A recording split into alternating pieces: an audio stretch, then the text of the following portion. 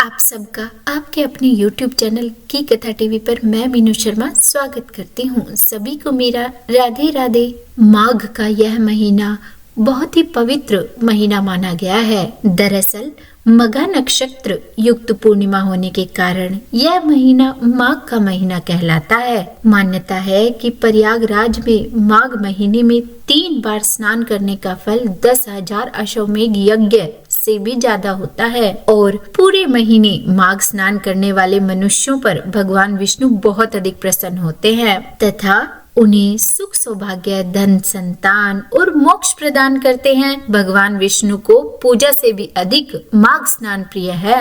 हमारे पुराणों में माघ मास के स्नान को भगवान श्री हरि को पाने का सबसे सरल रास्ता बताया गया है। कहा जाता है कि गौतम ऋषि द्वारा शापित इंद्रदेव को भी माघ स्नान के कारण ही श्राप से मुक्ति मिली थी। इसके अलावा जो माघ के महीने में नियम पूर्वक एक समय भोजन करता है वह व्यक्ति धनवान कुल में जन्म लेकर अपने कुटुंब जनों में महत्व को प्राप्त होता है। यानी कि माघम तु नियतो मासम एक भक्तेन यह शिपेत श्रीमत कुले ज्ञाति मध्य स महत्वम प्रपद्यते। और पद्म पुराण में कहा गया है ग्रहणाम च यथा सूर्यो नक्षत्राणाम यशा शशि मासानाम च तथा माघः श्रेष्ठः सर्वेषु कर्मसु।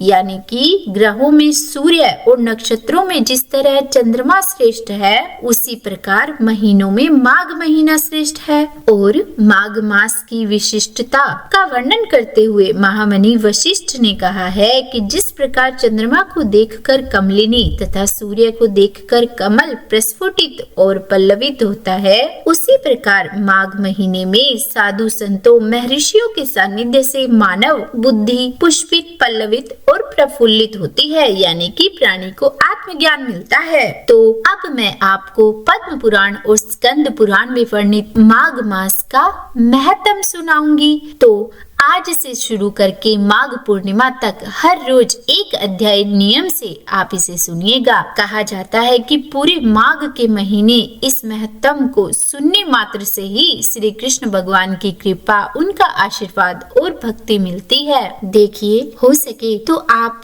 इस माघ के महीने के पवित्र महात्म्य को सुनते हुए अपने हाथ में फूल जल तिल और कुछ दक्षिणा जरूर रखिएगा। तो अब शुरू करते हैं माघ महीने का महात्म्य। अध्याय 1। तो बोलिए गणेश भगवान की जय।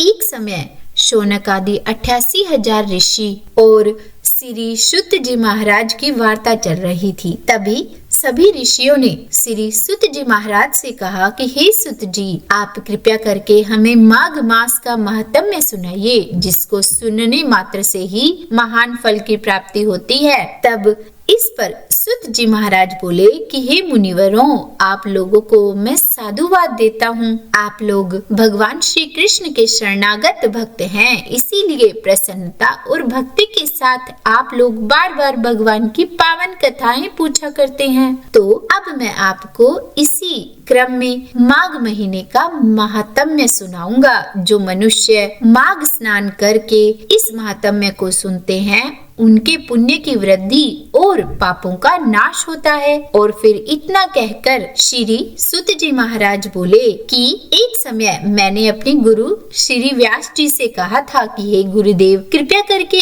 आप मुझे माघ मास का महात्म्य कहिए क्योंकि मैं आपका शिष्य हूँ। और तब मेरी बातों को सुनकर मेरे गुरुदेव श्री व्यास देव जी ने मुझे एक अति प्राचीन इतिहास सुनाया जिसे मैं आप लोगों को बताता हूँ। एक समय रघुवंश के राजा दिलीप अपने महल में यज्ञ के स्नान के पश्चात पैरों में जूते और सुंदर वस्त्र पहनकर शिकार की सामग्री लेकर अपने सिपाहियों के साथ जंगल में शिकार खेलने के लिए चले। और फिर वो नगरी से बाहर एक वन में पहुँचे जहाँ उनके सिपाही जंगल में शिकार के लिए हिरण शेर चीता आदि जानवरों की तलाश में इधर उधर फिरने लगे। वो वन बहुत ही सुंदर था। कहीं कहीं हिरणों के झुंड फिर रहे थे तो कहीं गीदड़ भयानक आवाज कर रहे थे, कहीं गेंडों का समूह हाथियों के समान फिर रहा था तो कहीं वृक्षों के कोटरों में बैठे हुए उल्लू अपना भयानक शब्द कर रहे थे, कहीं शेरों के पद चिन्हों के साथ घायल मृगों के रक्त से भूमि लाल हो रही थी, तो कहीं दूध से भरी थनों वाली सुंदर गायें और भैंसें फिर रही थी। कहीं पर सुगंधित पुष्प, हरी भरी लताएं वन की शोभा को बढ़ा रही थी। कहीं बड़े बड़े पेड़ खड़े थे, तो कहीं पर उन पेड़ों पर बड़े बड़े अजगर और उनकी केंचुलियां भी पड़ी हुई थी। उसी समय राजा के सिपाहियों के बाजे की आवाज सुनकर एक हिरण वन में से निकलकर भागने लगा और बड़ी बड़ी चौकड़ियां भरता हुआ आगे बढ़ा। अब राजा ने उसके पीछे अपना घोड़ा दौड़ाया, परंतु हिरण पूरी शक्ति से भागने लगा।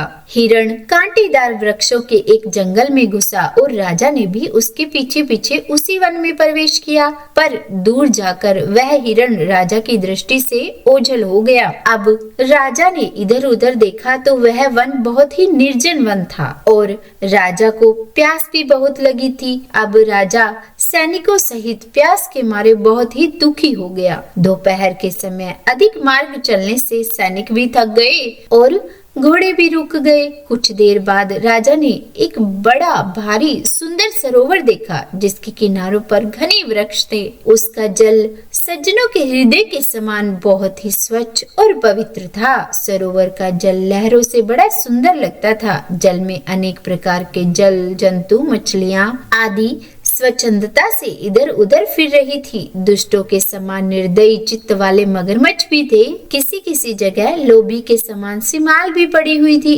जैसे दानी पुरुष होते हैं जो विपत्ति में पड़े हुए लोगों के दुखों को दूर करते हैं, वैसे ही वह सरोवर भी अपने जल से सबको सुखी कर रहा था। जैसे मेघों को देखकर चातक के दुख दूर हो जाते हैं, उसी तरह उस सरोवर को देखकर राजा की थकावट भी दूर हो गई। रात्रि में राजा ने वहीं विश्राम किया तो सैनिक भी वहीं पहरा देने लगे और चारों तरफ फैल गए। अब रात के अंतिम समय में शुक्रों के एक झुंड ने आकर सरोवर में पानी पिया। तब सिपाहियों ने उन शुक्रों यानी कि सुअरों पर हमला किया और उनको मारकर पृथ्वी पर गिरा दिया। और फिर उसके बाद सब सिपाही शोर मचाते हुए बड़ी प्रसन्नता के साथ राजा के पास गए। राजा भी यह सुनकर बहुत ही खुश हुआ और फिर सुबह होती देखकर सिपाहियों के साथ राजा अपनी नगरी की तरफ चल पड़ा।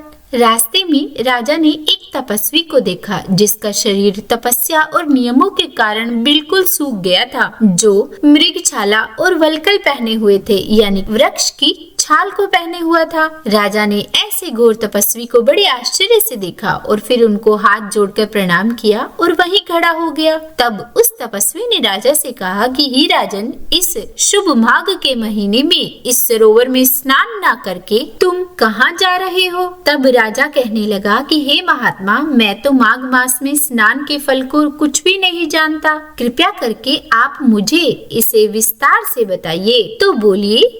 श्री विष्णु भगवान की जय। यह था माघ मास महात्म्य का अध्याय 1 और अब आप इसके आगे के विषय में कल यानी कि माघ मास महात्म्य के अध्याय 2 में सुनेंगे। देखिए, इस कलयुग में कर्म बंधन से मुक्ति पाने का, मोक्ष पाने का बहुत ही आसान रास्ता है और वो रास्ता है नाम जप, यानी कि सिर्फ नाम रटते रटते ही आप इस कलयुग में मोक्ष प्राप्त कर सकते हैं। तो इसीलिए मन से, प्रेम से, भाव से और हर सांस के साथ जप करते रहिए। राधे राधे, राधे राधे।